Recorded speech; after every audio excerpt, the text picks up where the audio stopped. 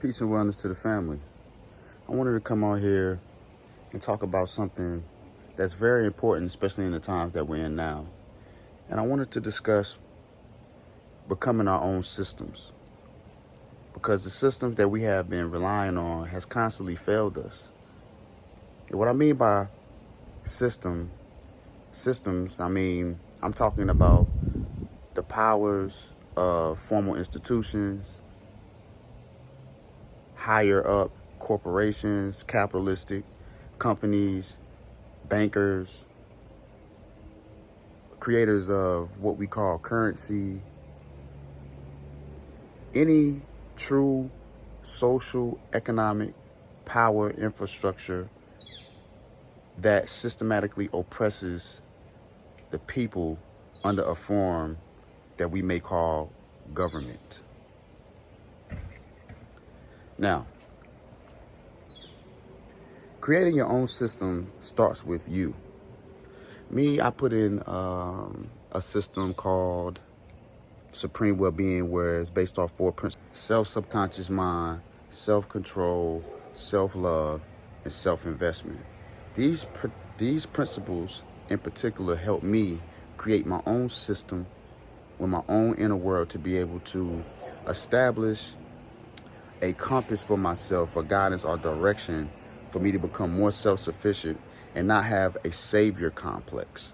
What do I mean by a savior complex? A savior complex is believing something outside of myself is going to bring me the eternal peace, joy, and reality that I'm looking for.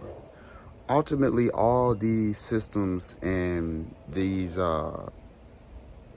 politricksters want to do is play on pain points, emotions, and false hopes. Plenty of examples of sovereign systems and sovereign, I'm not even going to call them states, but more so sovereign ways of living and self-governing that people have established but were destroyed. Black Wall Street, the Move movement, Negro Fort, Rosewood, all these things. Wilmington was a very, very, if you have a chance, look up the Wilmington massacre if you ever get a chance. Very independent and sovereign business, black owned, systematic way of life. Look up the Wilmington massacre and look what happened with that. So what I mean by that now is we have to think about how we can take the principles that we set up for ourselves and become more sovereign and self-sufficient, because we know that nobody else is going to do it for us. Even with some of us knowing that nobody's going to do it for us, we still go out and participate in a system that has constantly let us down, constantly oppressed us and kept us away from what is truly the glory, which is within you. Now, all the distractions that they, for taking our mind off the fact that you're the most powerful entity that can change everything in your life, is false hopes, the power of imagery, and playing on the fact that you think something is superior outside of yourself that doesn't look like you. Now, everyone belongs to a community, and I would personally suggest that you help and sustain that own community.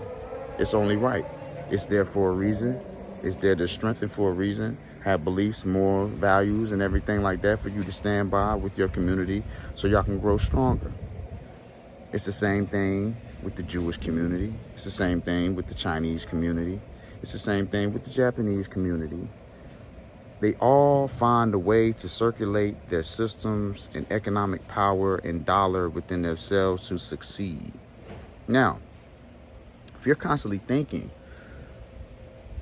about something outside of yourself that's going to save you, something that's going to come down from the clouds and take you out of poverty, then that means you have become and fell victim to the pain points and imagery and policies playing on your emotional, mental, environmental, and spiritual status.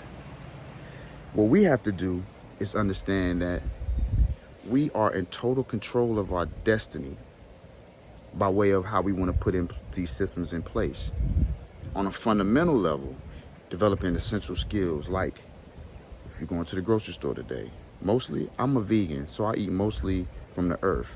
There's no reason I should not be thinking about agriculture, becoming an agriculturalist, growing my own food, and taking the middleman totally out. Because that will put me in a position of power. And ultimately, as a community, you want power. Not the power to intimidate someone else, but the power to take care of self. The power to be independent and sovereign so that you don't have to depend on anybody else.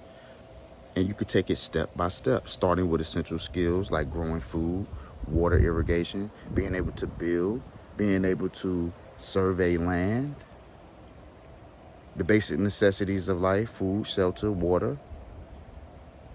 If you can begin to wrap your head around imagining a world where you run it, then we can get to the next stage of creating the actual world.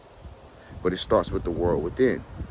It's a very spiritual journey, finding out new things about yourself and creating a system, because that's just true spirituality, rather than sitting in front of somebody and them telling you about different ways that you could, or how they did, or motivational stories and pain points, playing with on your emotional string setting and having you feel like for in that moment that you can do it. But once you leave, you're still depending on some type of uplifting voice.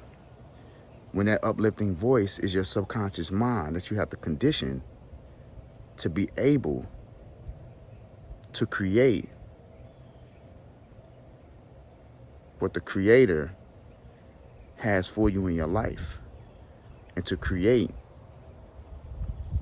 within a sense of the intelligence that's higher than your mind, that comes from the Creator through your creativity, to be able to establish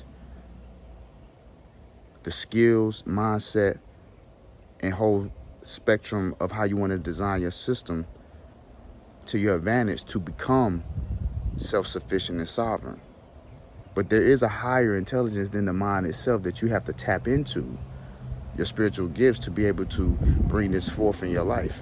Now, I'm not saying it's going to happen overnight. All I'm saying is we can get started.